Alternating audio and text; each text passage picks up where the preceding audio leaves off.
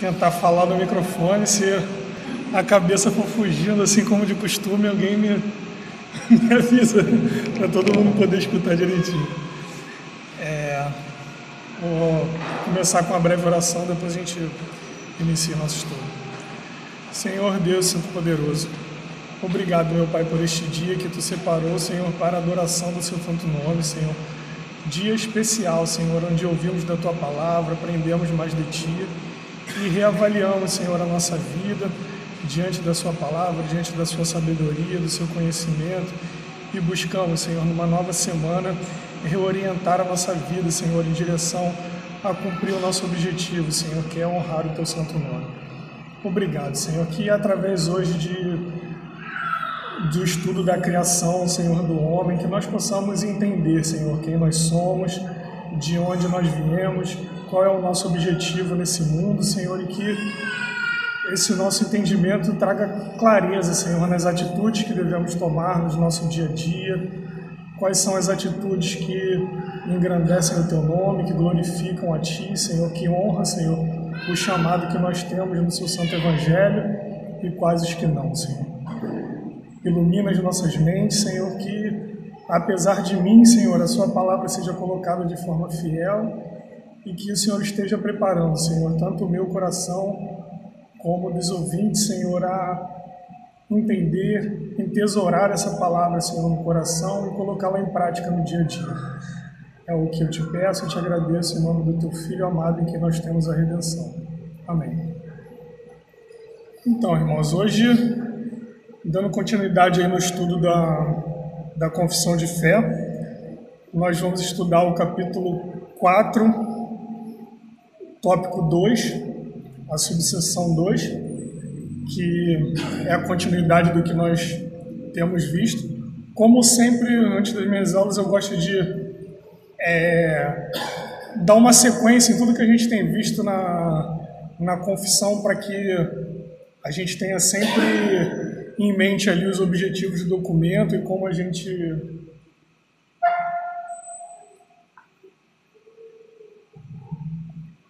como os escritores da confissão eles desenrolaram esse documento. Então a gente já vem um tempo caminhando nesse estudo, desde antes da gente chegar aqui.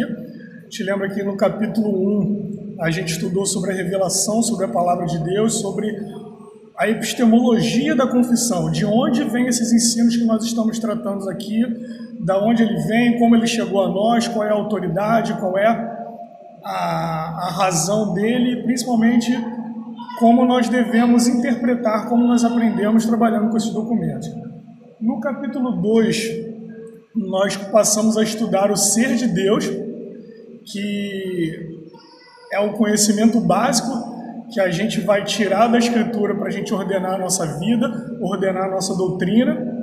No capítulo 3, como o nosso irmão leu uma pergunta do Catecismo Maior, que eu não me lembro agora, a referência que fala como Deus faz as suas obras, que são através de seus decretos. Então, no capítulo 3, nós estudamos os decretos de Deus, que é a forma como Deus realiza as suas obras. E agora nós começamos a estudar a obra de Deus propriamente, que a nossa confissão e a Escritura separa entre a criação e a providência. E na aula passada nós vimos sobre a criação em geral do cosmos, onde o nosso irmão Fernando colocou muito bem que a criação ela é o pressuposto básico para toda a realidade que a gente trata do Evangelho. Ele é o pressuposto da redenção, ele é o pressuposto da autoridade de Deus, e de todas essas coisas isso se perde se a gente não entender bem a criação. E eu gostaria de começar com esse gancho, que foi o cerne da aula passada, e trazendo isso mais especificamente para a criação do homem, que é o objetivo do tópico 2, que em breve eu já vou ler. O Davi está tentando colocar ali para a gente se situar mais claramente no objeto do estudo. E essa sessão, a primeira sessão tratou da criação do mundo, do cosmos como um todo, e a sessão 2 ela se prende mais na criação do homem.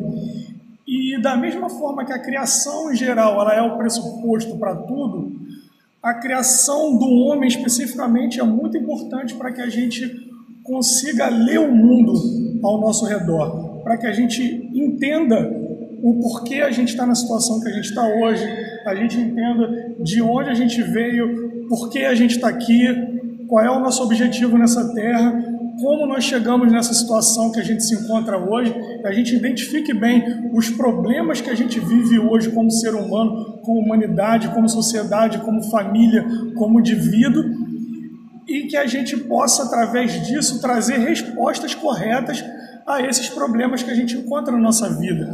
Como foi falado na pregação hoje, a gente vai voltar bastante nisso, porque o tema tem tudo a ver, eu entendo isso mais ou menos como os pressupostos básicos teológicos do porquê tudo que o pastor falou na pregação hoje é assim. Por que o caminho de Deus é o caminho da inteligência, é o caminho do bom siso, é o caminho do juízo, é o caminho da salvação, é o caminho que vai nos proteger dos males? Por que tudo isso? E tudo isso começa, como não poderia deixar de ser, na criação, no entendimento correto da criação. Então, antes da gente... Eu vou começar então ao contrário. Eu vou ler, Davi ainda não conseguiu colocar ali, mas já está em processo. Eu vou ler aqui a segunda sessão para a gente poder começar propriamente no conteúdo da sessão. Sessão 2 diz o seguinte: depois de haver feito as outras criaturas, Deus criou o homem, macho e fêmea, com almas racionais e imortais, dotou-os de inteligência, retidão e perfeita santidade, segundo a sua própria imagem, tendo a lei de Deus escrita em seus corações e o poder de cumpri-la, mas com a possibilidade de transgredi-la, sendo deixados à liberdade da sua própria vontade, que era mutável. Além dessa escrita em seus corações, receberam o preceito de não comerem da árvore da ciência do bem e do mal. Enquanto obedeceram a este preceito, foram felizes em sua comunhão com Deus e tiveram domínio sobre as criaturas. Então a gente vê aqui como foi a condição inicial do homem. E isso é extremamente importante para que a gente entenda o caminho de como a gente chegou aqui agora. Porque o pastor comentou diversas vezes que hoje a Escritura nos fala que muitas vezes a sabedoria do homem é o não expor seu coração, porque o nosso coração tem uma natureza inclinada para o mal. Mas por quê? Deus fez o homem assim?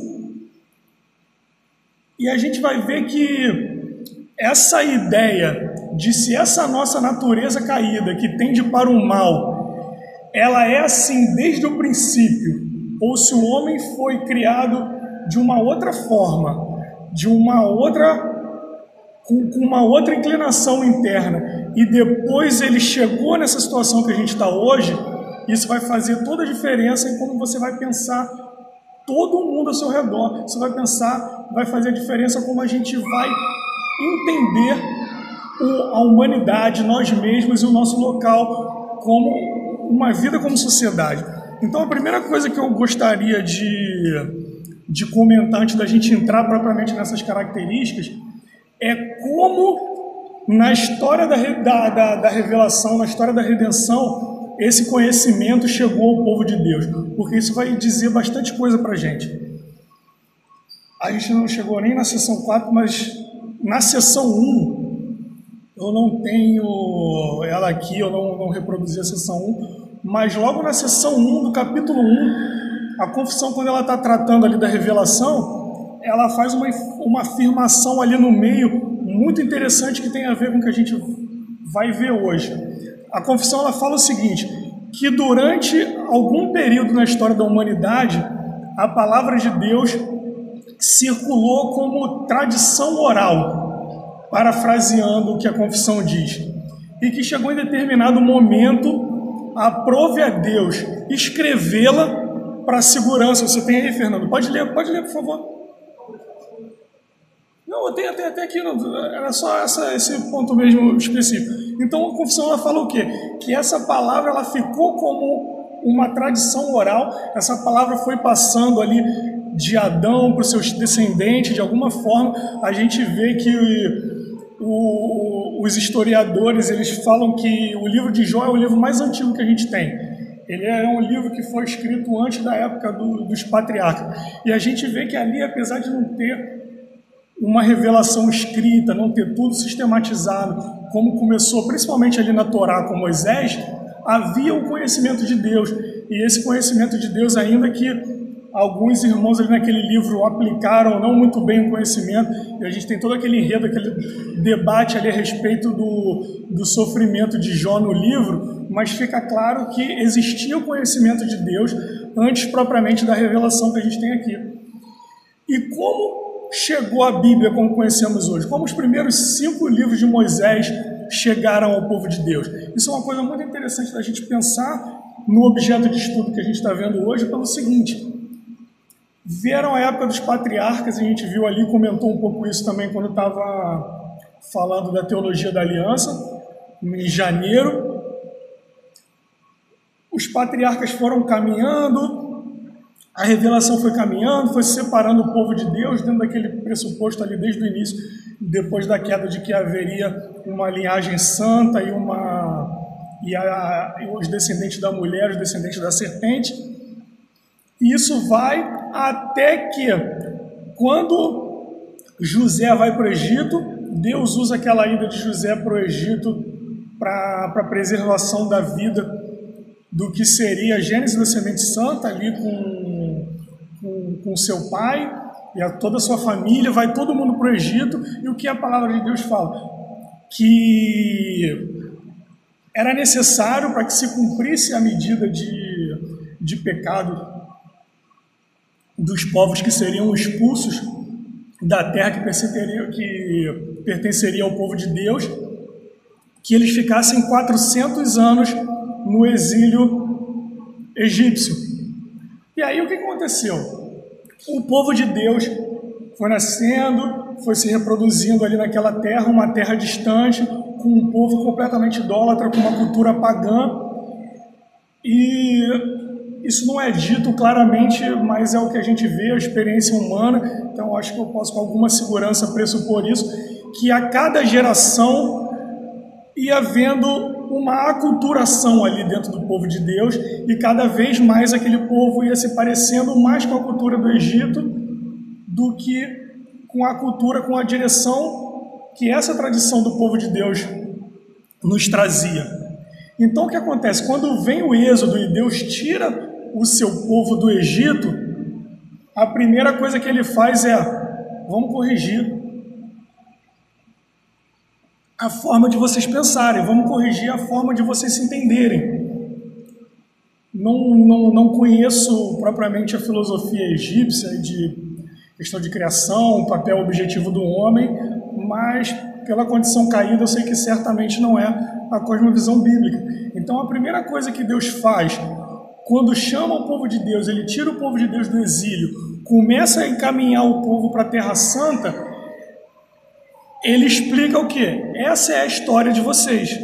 Vocês vieram desse local, vocês foram criados por mim com esse objetivo, vocês chegaram a esse ponto que vocês estão através dessa história dos seus pais, e agora vocês chegaram nesse momento que eu estou tirando vocês desse exílio, eu estou tirando vocês do meio desse povo que não é chamado meu povo, vocês vão construir um novo povo, vocês vão construir uma nova história, vocês vão ser um exemplo para o resto da humanidade de como o ser humano deveria ser, como uma sociedade deveria agir. O que foi que eu, inicialmente, dentro dessas condições de pecaminosa que a gente está, como eu planejei que a humanidade, que a história da humanidade fosse. Então a revelação da criação de Deus ali em Gênesis, ela é dada por Moisés justamente nesse contexto de saída do Egito, para que o povo pudesse se reorientar. Esquece essa cultura que vocês viveram, esquece essa mentalidade idólatra, esquece essa coisa de que você tem um imperador que é Deus na terra e que você deve toda a honra, toda a consciência a ele. Esquece esse modo de vida. Você não adora animais, para de adorar o céu, para de adorar o sol. O sol não é Deus. O sol é o servo que eu dei para que vocês organizem a sua vida em determinados detalhes, que não vem o caso. Então Deus reorienta o seu povo a respeito da terra, da criação, qual o lugar deles nessa terra, o que eles estavam fazendo ali, qual era o objetivo, para que então, quando eles fossem introduzidos na terra prometida, eles pudessem, como Deus fala o tempo todo ali na lei, o que Deus fala para eles? Para que vocês não venham a viver da mesma forma que os povos que viveram aqui fizeram, e eu precisei exterminá-los e colocar você no lugar. Esse é o contexto da criação. Então isso é muito importante que a gente tenha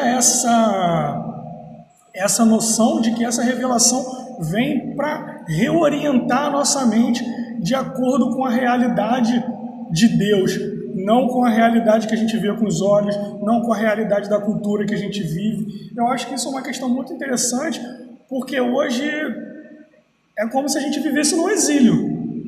A gente está sendo cada vez mais empurrado para o canto da história, sendo caracterizado como os piores cidadãos que existem no mundo. A gente é tratado como intolerante, como impaciente, como pessoas sem amor, como pessoas sem afeição natural. É como se eles pegassem o que a palavra de Deus diz a respeito dele e virasse do avesso e empurrasse isso na gente. Então a gente está indo cada vez mais sendo jogado para o porão, para o esgoto da história e sendo dominado por essa cultura que, como ela está mais de acordo com a nossa natureza caída do que a palavra de Deus, e muitas vezes o nosso contato com a palavra de Deus é diminuído. Muitos lugares, o que se chama igreja, a palavra nem é ensinada de forma tão clara, de forma tão objetiva.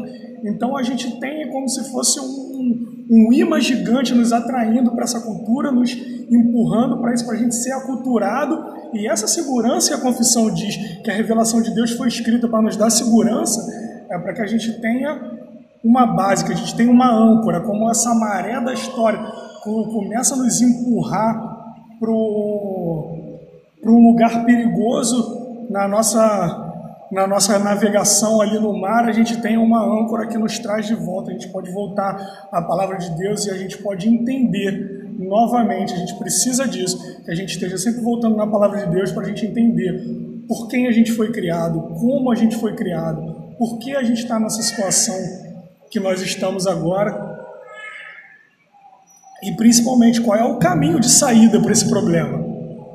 Porque a gente vê as pessoas apresentando, a gente sempre trabalha, isso é uma coisa da natureza humana, que eu acredito que eu não seja equivocado, a gente vai trabalhando em cima dos problemas que a gente tem, tentando evoluir, tentando melhorar, tentando caminhar para uma situação em que a gente possa resolver esse problema e viver de uma forma melhor a partir disso. Então o que a gente vê a filosofia, a política, o conhecimento humano fazendo a todo tempo, trazendo soluções, como o pastor falou, trazendo soluções absurdas, que não fazem o menor sentido. Eu não queria dar muitos exemplos, mas esse realmente é o melhor exemplo, o pior exemplo que tem. Eu sou um homem, mas eu acho que eu sou uma mulher. Então qual é a solução? A pessoa tem. Isso é uma doença que hoje em dia poderia ser, sei lá, processado, degolado, encarcerado por falar isso, mas isso é uma doença. O nome é disforia de gênero, que já não é um nome muito exato, mas a pessoa tem ali alguma alteração na percepção dela que ela se entende. Aí você vai pensar, isso precisa ter uma solução, né? Como a gente vai lidar com isso? Aí a solução maravilhosa que as pessoas acharam: trata ele como se fosse uma mulher. Olha que interessante. Quer dizer que antigamente, né, tem muito essa brincadeira de que os loucos diziam sempre que era Napoleão. Seguindo essa solução moderna, se aparecer um louco dizendo que ele é Napoleão, talvez a solução seja dar o governo da França para ele. Mano, não faz sentido, mas é mais ou menos isso que a gente vive hoje em dia. Você trata a pessoa de acordo com o que a doença dela leva a crer, e você acha que isso está solucionado. Não. Aí eu ando desculpa, as pessoas... o índice de sofrimento, as pessoas se suicidam, aí você vai estudar, o índice de suicídio é o mesmo. Desde toda essa revolução que as pessoas fizeram. Não, o motivo não, porque as pessoas se suicidam. Então a gente precisa trabalhar para que as pessoas não se sintam tão mal a ponto de tirar a sua própria vida. Elas continuam tirando a sua própria vida. Por quê? Porque essa solução é uma solução completamente inadequada. A solução não é você continuar distorcendo, você fingir que aquela distorção não existe. É você corrigir. Então isso é uma coisa interessante da gente perceber. Então eu queria pedir que os irmãos abrissem a escritura em Hebreus 11, 3. Que eu queria fazer um apontamento rápido antes da gente caminhar. Eu sou um apaixonado pela criação. É uma das coisas que eu mais gosto de estudar na teologia sobre criação. Eu sou, assim, um dos meus sonhos é pegar ali Gênesis de 1 a 3 e fazer uma série de estudos, tanto expositivos ali do texto, como por fora, questões científicas de como aquilo trabalha. Então, assim, a gente não tem tempo, não tem como fazer isso agora. É uma coisa que demanda muito estudo, separação, uma coisa difícil. Mas, assim, eu queria deixar uma coisa clara, assim, que a minha convicção, apesar de eu não poder explicar, não há nenhuma contradição entre a ciência, a verdadeira ciência, a ciência bem feita, e nada do que está dito aqui a respeito da criação. Então a gente vê isso, diversas discussões. Já de uns tempos para cá, a nossa cultura coloca religião e ciência como se fossem coisas antagônicas, e elas não são. A não ser que você tenha pressupostos absurdos e você pegue realidades científicas concretas que não significam mais do que aquela verdade ali, porque o método científico é testar. Tem uma coisa específica ali que eu também não vou me alongar muito. Quando você testa, você tem aquilo uma realidade concreta. E as pessoas pegam uma realidade concreta, jogam uma conclusão filosófica atrás e dizem que a conclusão da filosofia deles, que vem de um pressuposto totalmente equivocado, é uma conclusão científica. Aquilo não é uma conclusão científica, aquilo é uma conclusão filosófica em cima de um fato científico. Então não há esse verdadeiro antagonismo entre religião e ciência. Mas isso é uma coisa realmente difícil. A gente ainda está engatinhando, porque a gente se perdeu, como o pastor falou. Os maiores avanços que existiram na história da humanidade, principalmente no campo científico, foram feitos por crentes. Na verdade, a ciência moderna, como a gente conhece hoje, ela só se desenvolveu, só floresceu dentro de uma cosmovisão cristã, porque as pessoas acreditavam, existe um Deus e um Criador. Se é um Criador racional, que Ele criou um mundo e existem leis que governam esse mundo, essas leis são inteligíveis a gente, porque nós temos a imagem de Deus. Então nós podemos investigar a criação de Deus e descobrir quais os padrões que Deus colocou oculto na criação, porque precisa haver um padrão, porque há um Criador, há uma coisa coerente sendo feita. Enquanto a humanidade acreditava no Deus Sol, no Deus Lua, no Deus isso, no Deus aquilo, cada coisa era governada por um determinado, tinha como até se discute, não sei como, mas até em teologia cristã se discute isso, os espíritos territoriais, os demônios territoriais. A gente vê, tinha essa discussão na cultura. Tem uma passagem ali no Antigo Testamento que diz que eles ganharam uma batalha nos montes, aí a solução que os inimigos do povo de Deus não enfrentam eles no vale, porque o Deus deles é o Deus do monte, mas não é o Deus do vale. Então era uma coisa completamente compartimentada, em que nada fazia sentido. Então não fazia sentido você estudar a criação, você buscar padrões, nada tinha padrão. Cada um era uma coisa separada, governada por uma regra, por uma lógica completamente diferente. Então, você vê culturas como a cultura chinesa, eles tinham um avanço tecnológico, enquanto a cultura chinesa tinha moinho e diversas coisas que facilitavam a vida, eles tinham uma tecnologia, se pode-se dizer assim, ali primária na antiguidade, muito mais avançada do que o povo europeu. Aqui o povo europeu no Ocidente, como a gente era praticamente bárbaros naquela época, enquanto a cultura chinesa, japonesa, a cultura oriental já era muito mais à frente da gente.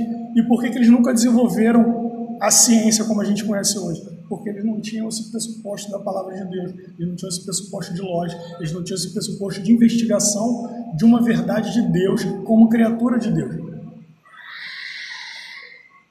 E você vê que quando a palavra de Deus estuda uma história bem feita, não uma história distorcida pelos inimigos de Deus, como a Europa, que era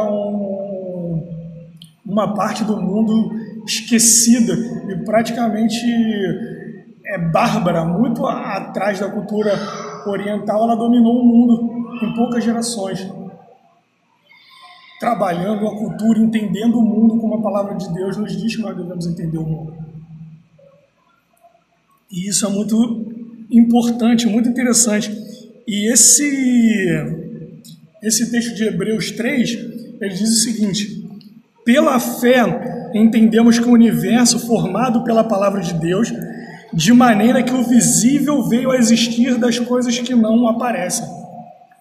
Isso é muito interessante, porque apesar de tudo que eu falei, eu entendo que há uma dificuldade em você conseguir concatenar todas essas realidades, você fazer pesquisas, você conseguir ler, você conseguir chegar a todo essa estrutura de conhecimento, entre aspas, empírico, de que há uma grande realidade aqui.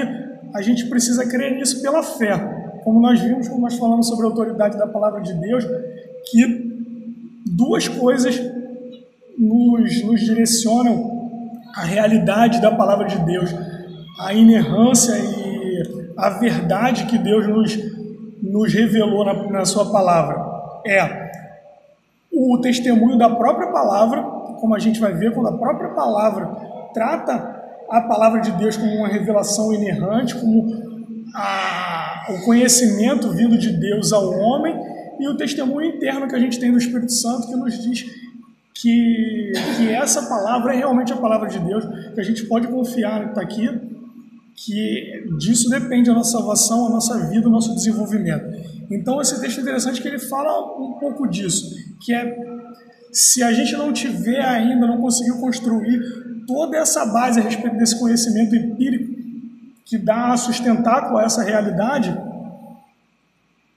a gente precisa se agarrar ao testemunho interno do Espírito Santo, de que a palavra de Deus é a realidade, é a verdade revelada de Deus, e que a gente passe, isso é uma situação interessante, que o que é visível, ele vem existir de coisas invisíveis.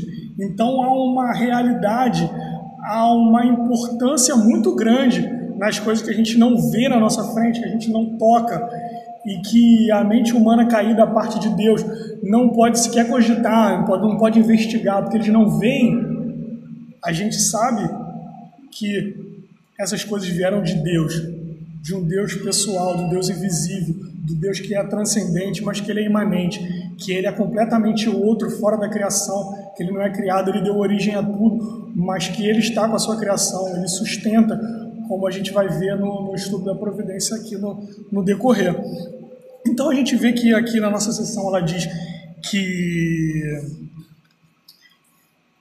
Deus criou o homem à sua imagem, macho e fêmea. E antes da gente passar, desculpa, eu queria que os irmãos abrissem. Podia um grupo abrir em 1 Timóteo 2, 13 e 14 e um outro grupo abrir em Mateus 19, 15.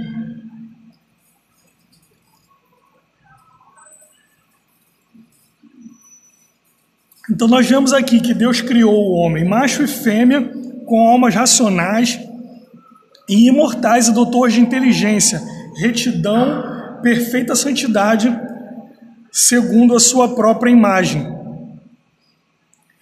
Então, qual foi essa gênese? Como a gente foi criado? A gente foi criado com essa natureza caída? Não, a gente foi criado à imagem de Deus. E o que significa a imagem de Deus? O Chad Van Dixhorn, no comentário dele, ele faz uma observação que é importante a gente fazer, que apesar da confissão, da teologia em geral, ela apontar determinadas características específicas que representam de alguma forma a imagem de Deus, que a gente precisa entender que a Escritura trata todo o homem como a imagem de Deus. O homem todo, ele é de alguma forma, essa construção completa, ela nos é apresentada como a imagem de Deus. Mas aí a gente pode pontuar algumas características específicas que nos aproximam que mostram a imagem de Deus. E aí essas características são o quê? Os que nós chamamos na teologia de atributos comunicáveis de Deus. Existem determinados atributos de Deus que eles não pertencem à criação, eles não pertencem à raça humana, porque eles são exclusivos de Deus como ser supremo, sempre eterno, de eternidade a eternidade, completamente fora da criação, e existem algumas características de Deus que Ele nos dotou com ela quando nós somos criados à imagem dele. E esses são os atributos comunicáveis. E a primeira coisa que eu gostaria de chamar a atenção dos irmãos, que a confissão nos coloca como característica da imagem de Deus no homem, é que o homem foi criado como almas racionais e imortais. A gente vê ali no relato da criação que Deus levanta o homem do pó, ele sopra o fôlego de vida na narina, e aí logo que ele sopra o fôlego de vida na narina, o que é a Escritura, o que Deus nos fala? Que a partir dali o homem passou a ser alma vivente. Então a nossa confissão, ela através dessa informação e diversas outras, ela diz que o homem ele tem uma alma imortal. E aí o que a gente vê de Deus, o que a gente aprendeu nos atributos de Deus, quando nós estudamos o ser de Deus, que Deus é espírito. Deus ele não tem uma forma pré-ordenada. Então a nossa imagem de Deus não está propriamente na nossa forma, na nossa constituição física, mas nas nossas características, imateriais. E uma delas é, nós temos uma alma imortal. Então, da mesma forma que Deus é espírito, nós temos um espírito imortal da criação para frente. Deus, como seu atributo incomunicável, ele é eterno, tanto para trás como para frente. Mas essa alma imortal, ela nos aproxima de Deus. Outra característica que nos é colocada como uma das principais características quando se falou na criação do homem à imagem de Deus, que é essa racionalidade. E essa questão da racionalidade ela é importante porque até por uma visão um pouco distorcida com a filosofia secular, quando a gente fala em racionalidade, a gente pensa estritamente em princípios de lógica, em questões de coerência, de você conseguir compreender, fazer inferências, mas isso não é puramente isso. Por isso que eu coloquei aqui como lado a lado a questão da racionalidade e da moralidade. Por quê? Porque esse nosso aspecto racional, que é a principal diferença, que isso vem dessa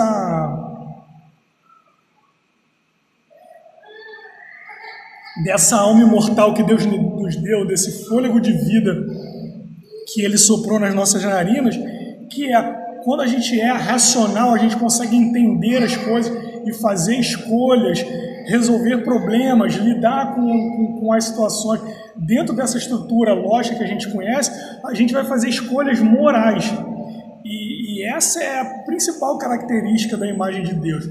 É que o homem ele é dotado de moralidade, ele consegue entender coisas como certo e errado. Nós vemos uma situação, nós podemos ler aquela situação e podemos tomar uma atitude. Nós podemos separar o que são atitudes adequadas e atitudes inadequadas para aquela determinada situação. Então a gente pode entender isso não só como uma questão puramente mecânica,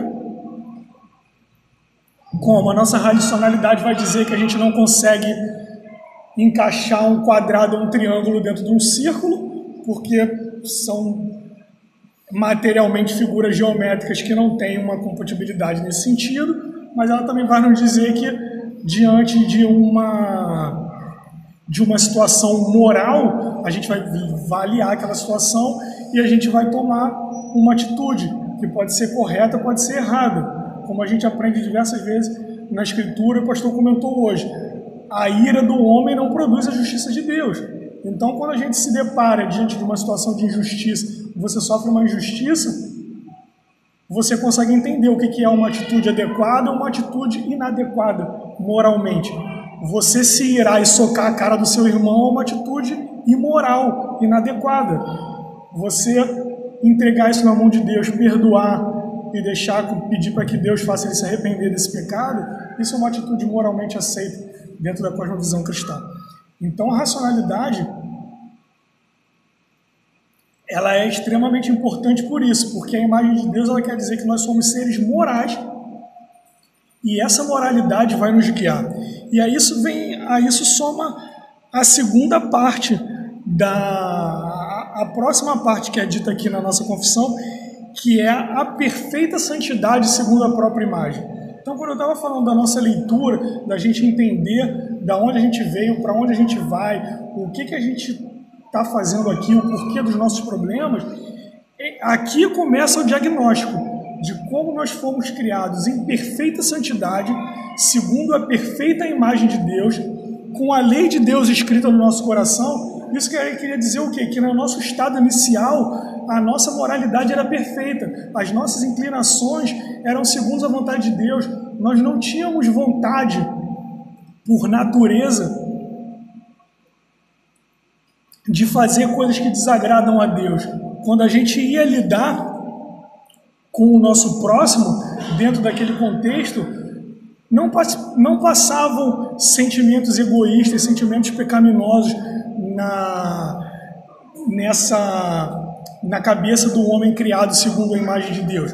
E por isso que a nossa confissão vai dizer lá no final que enquanto permaneceu nessa condição, o homem viveu, enquanto obedeceram esse preceito, foram felizes em sua comunhão com Deus e tiveram domínio sobre a criatura. A relação deles com a criação, a relação do homem com a sua esposa e a relação deles com Deus era perfeita, porque a lei de Deus estava perfeitamente colocada no coração deles. As afeições deles eram voltadas para Deus, a racionalidade deles eram voltadas para Deus. Adão tinha um conhecimento, apesar de não tão profundo, por não ter tido tempo de acumular o conhecimento, porque o conhecimento da raça humana ele é acumulativo, mas Adão ele tinha uma visão mais clara do que nós temos hoje a respeito da realidade à nossa volta da criação. O reverendo D.I. Wilson, quando ele trata desse assunto, ele faz uma observação que eu achei muito interessante, que ele compara o conhecimento que Adão tinha da criação do mundo, logo que ele foi criado, com o conhecimento que Einstein tinha da criação e de todas aquelas teorias, aquele conhecimento da física que ele tinha, dos mecanismos de como essas coisas acontecem no mundo. Então, J. Wilson ele fala o seguinte, que apesar de Einstein ter mais conhecimento mais extenso da realidade da criação, por ele entender esses mecanismos da física científica, Adão ele tinha uma visão mais clara. E aí ele faz uma analogia que eu achei muito interessante. Ele fala o seguinte, um homem que passa anos observando o mundo através de uma janela muito embaçada, com o passar dos anos ele vai conseguir ter mais conhecimento a respeito daquele cenário que ele está vendo, porque ele teve tempo para observar. A gente vê que o nosso conhecimento, principalmente dessa área material científica, ele vem de observar padrões. A gente observa padrões, aquelas coisas acontecendo diversas vezes novamente, porque aquilo é um padrão de como aquelas coisas acontecem, e aí depois que você entende o padrão, o que você pode fazer? Você pode antecipar aqueles acontecimentos para que você lide com eles de forma mais adequada do que se você fosse surpreendido pelaquela situação. Mas é o que ele fala. O fato desse homem olhar diversos anos por essa janela embaçada, ter dado um conhecimento um pouco mais amplo que ele, não tem como você negar que o homem que viu por um único dia a janela aberta, a visão dele é muito mais clara do que das coisas que ele está vendo. Ele pode não ter tido tempo suficiente para desenvolver plenamente aquele conhecimento que ele estava tendo acesso ali. Ele não pôde tirar padrões, ele não teve tempo de desenvolver, mas a visão que ele teve durante aquele um dia era muito mais clara do que aquele homem que olhou pela janela embaçada durante muitos anos e extraiu o conhecimento dele. Então eu achei isso uma analogia interessante para a gente ver como Adão via a criação ali naquele primeiro momento, do que como a gente vê hoje sem os olhos da palavra de Deus. a gente está sempre meio que cego, tateando uma realidade ainda muito embaçada, com muita fumaça, com muita informação que a gente não consegue entender. Então o homem tinha esse conhecimento claro, e uma das coisas na Escritura que demonstram esse conhecimento claro que o homem tinha de Deus e da criação é que Deus delega a Adão dar nome à criação, à criatura. E isso é interessante porque a gente vê na Escritura, que muitas vezes ali a gente vê no Antigo Testamento principalmente, que o nome ele tinha a ver com características. Então a pessoa que, por exemplo, Jacó, né, dizem que Jacó significa enganador, porque já desde pequeno ali ele estava dando jeitinho até, tanto que quando ele ganha um novo status na história da redenção, Deus troca o nome dele. O nome tinha muito a ver com isso. Então quando a Escritura fala ali que Adão estava dando nome às coisas criadas, é praticamente o que a gente chama hoje na ciência secular de taxonomia. Ele estava categorizando a criação. Ele estava organizando aquele conhecimento que ele teve acesso através de Deus, através da revelação de Deus. Então ele tinha uma imagem clara de tudo e principalmente com essas afeições perfeitamente santificadas, que seguiam a Deus e a lei de Deus. Então o nosso texto da confissão ele continua dizendo que tendo a lei de Deus escrita em seus corações e o poder para cumpri-la. Então ele não tinha essa inclinação, isso é importante quando a gente vai completar ali o que foi a aprovação de Deus a respeito da árvore do bem e do mal. Então isso é uma coisa interessante. Eu tinha pedido para os irmãos abrirem, né, em Timóteo e Mateus. Alguém pode ler esses textos agora, fazer um breve comentário? 13 e 14, Timóteo 2, 13 e 14. 1 Timóteo, capítulo 2, versos 13 e 14.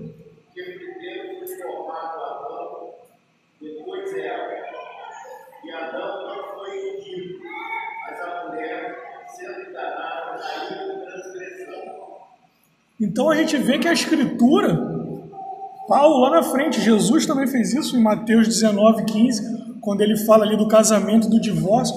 A Escritura não trata o relato de Gênesis como uma coisa abstrata, como uma anedota, como uma historinha. Jesus e seus apóstolos na revelação, eles pegam princípios que eles tiram diretamente da forma como é narrada a criação e traz isso como?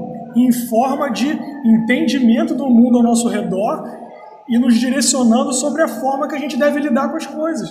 Por que Jesus fala ali em Mateus 19 que o homem não deveria se separar da sua esposa? Ele fala, porque lá na criação, é um princípio que vem desde a criação, o casamento precede a queda. Ele já estava no plano de Deus. Algumas coisas a gente vê na revelação que são planos de Deus para um mundo caído. E existem outras coisas que já eram plano de Deus para a humanidade perfeita, e eles continuaram ainda que não totalmente como deveriam ser por conta da queda. Então o casamento já estava lá. E como a gente lida com o casamento hoje? O que Jesus diz? Não foi assim desde o início. Então a gente deveria voltar para o início. Ele nos diz porque, como nós vamos ver aqui, eu vou pedir os irmãos para abrirem Colossenses capítulo 3, verso 10, que é uma dos textos que reforçam como essa questão da imagem de Deus ele está completamente ligado a essa questão da moralidade.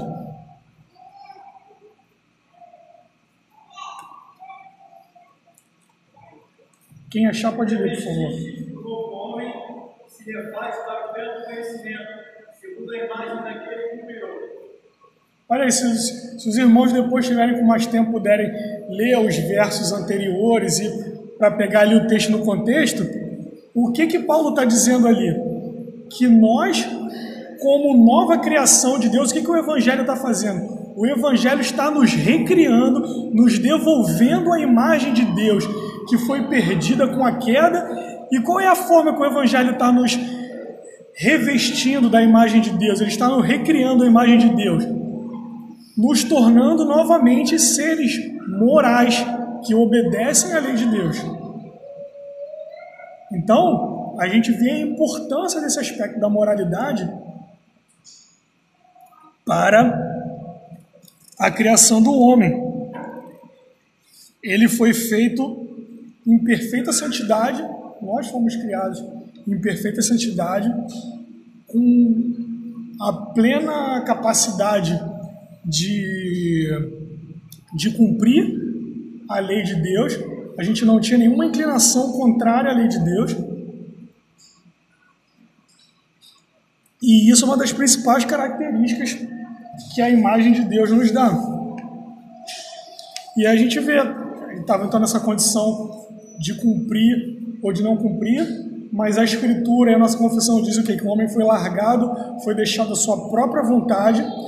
Deus deixou o homem livre, se podemos dizer assim, dentro desse aspecto, para fazer a sua própria escolha. Ele não tinha uma condição, digamos, indelével, que ele só ia seguir essa inclinação, mas a inclinação dele era perfeitamente para Deus, mas ele tinha essa possibilidade de rejeitar essa inclinação e se afastar da vontade de Deus, que foi o que aconteceu na queda. E isso é interessante por quê? Porque a nossa confissão e a Escritura, ela vai dizer o quê? Que o homem recebeu um preceito que era o não comer da árvore do bem e do mal. E a aprovação do homem, se ele iria continuar nesse estado de perfeição, ou se ele iria pecar contra Deus e ia decair dessa condição, foi justamente a respeito desse preceito, porque a gente pode ser um pouco estranho a princípio. Você olha e fala assim, não, tá bom, tá lá tudo bem, ele tinha um coração bom, a lei de Deus tinha no coração, ele estava lá em perfeita santidade, em perfeita harmonia. Por que ele saiu daquilo? O que é aquilo? Como tinha uma árvore, o que significa aquela árvore? Uma coisa que parece que fica um pouco perdida, e existe um motivo importante para isso. Eu não vou desenvolver isso... Não, tá bom, Marcos, eu fico com sede. Eu não vou desenvolver muito profundamente, até porque quando a gente tratou das alianças lá em janeiro, eu trabalhei essa questão do pacto de obras com um pouco mais de detalhes, mas o que eu queria ressaltar aqui para os irmãos, dentro dessa segunda sessão, e dentro de tudo que a gente comentou, é o seguinte: esse mandamento de não comer da árvore do bem e do mal, ele era de certa forma arbitrário, ele não ia de acordo, ele não seguia uma lógica de racionalidade e moralidade de Adão, porque se fosse uma coisa puramente racional e indutiva, que ele fosse analisar e tomar uma atitude de acordo com o conhecimento dele, ele estava meio que programado para seguir aquele caminho, ele não ia transgredir. Então o que Deus exigiu do homem ali naquela prova do conhecimento da árvore do conhecimento do bem e do mal? Era o que? Justamente uma confiança implícita.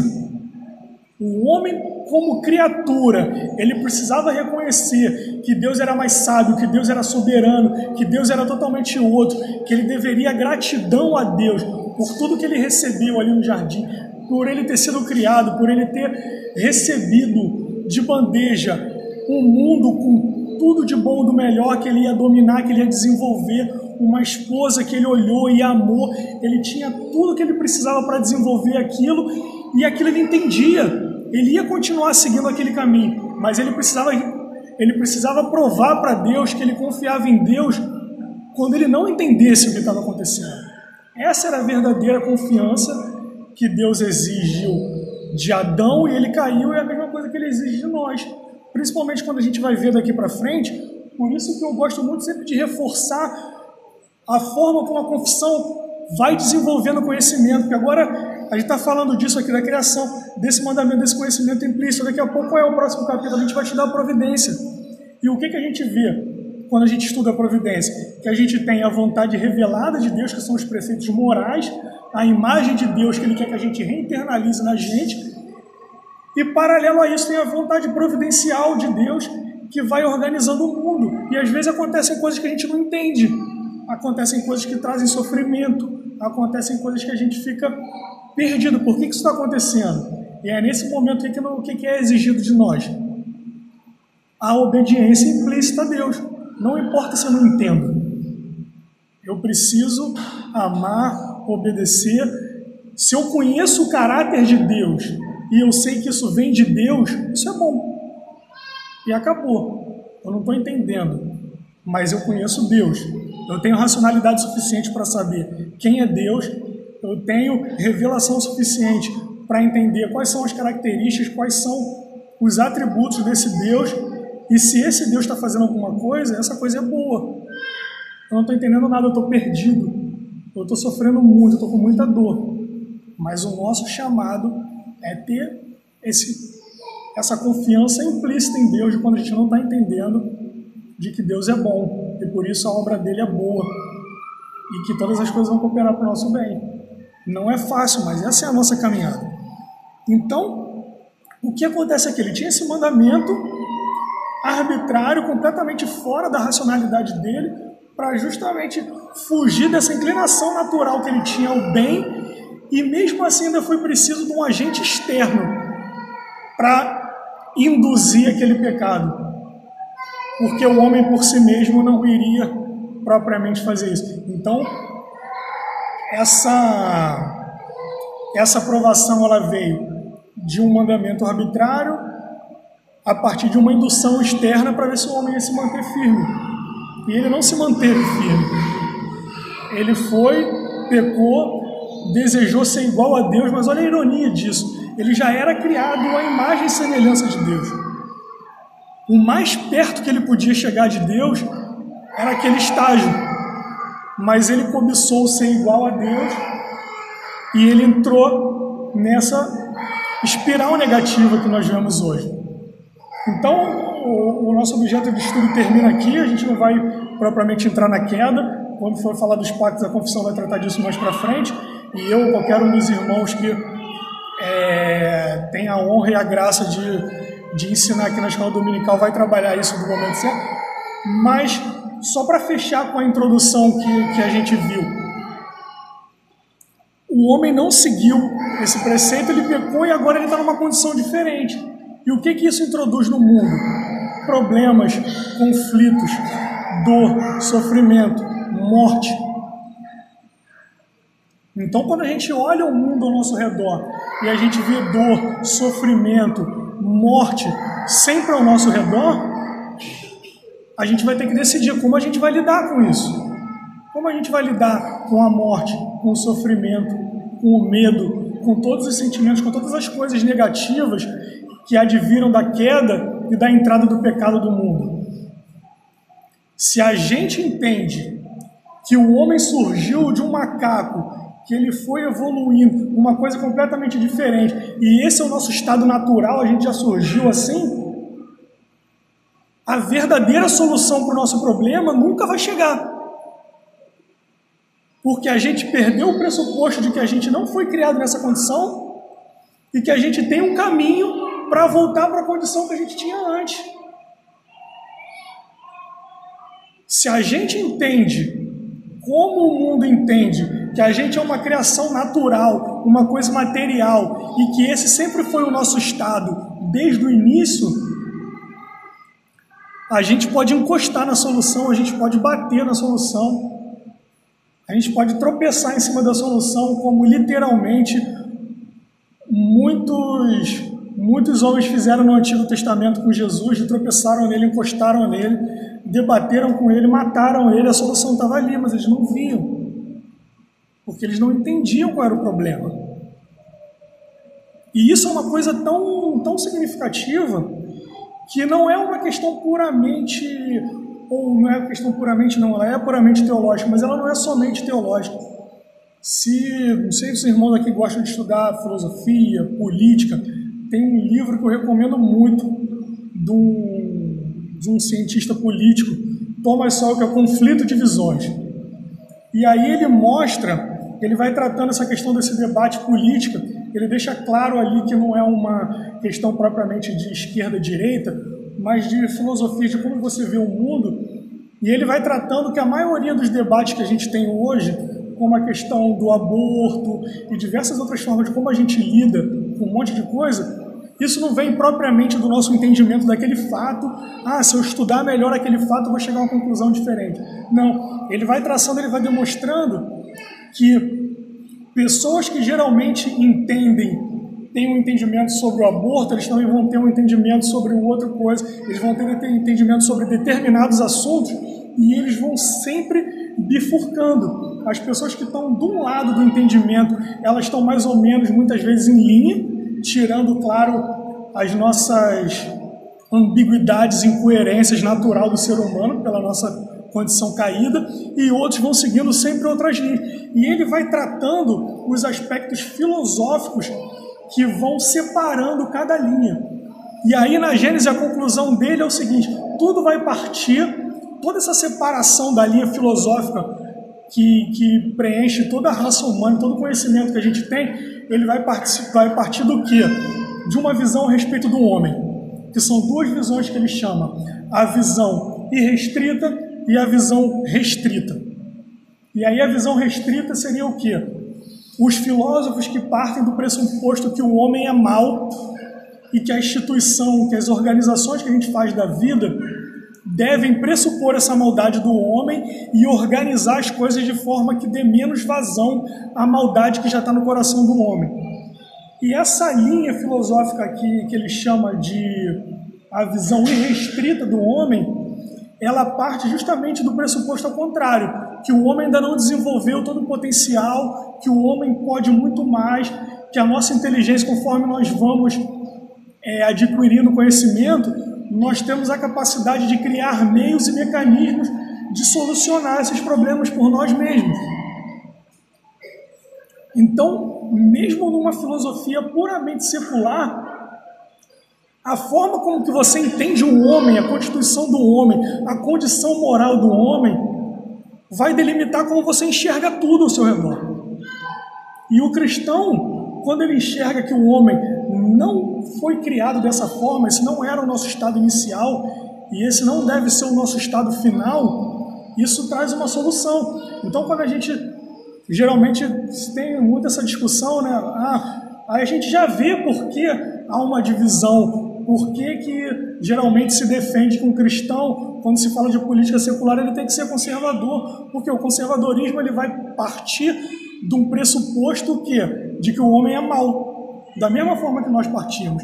E aí a solução, de certa forma, ela vai sendo apresentada institucionalmente para o homem mau. Mas isso não é, na verdade, uma solução. O conservadorismo é uma mitigação das consequências negativas que a gente tem. Qual é a solução?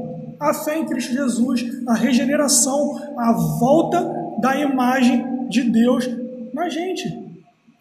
Enquanto nós não entendermos o que é a imagem de Deus, qual é a constituição do homem e qual o caminho por que a gente perdeu essa imagem de Deus e qual o caminho que a gente faz de volta para ter novamente a imagem de Deus, a gente vai ficar sempre tendo que escolher entre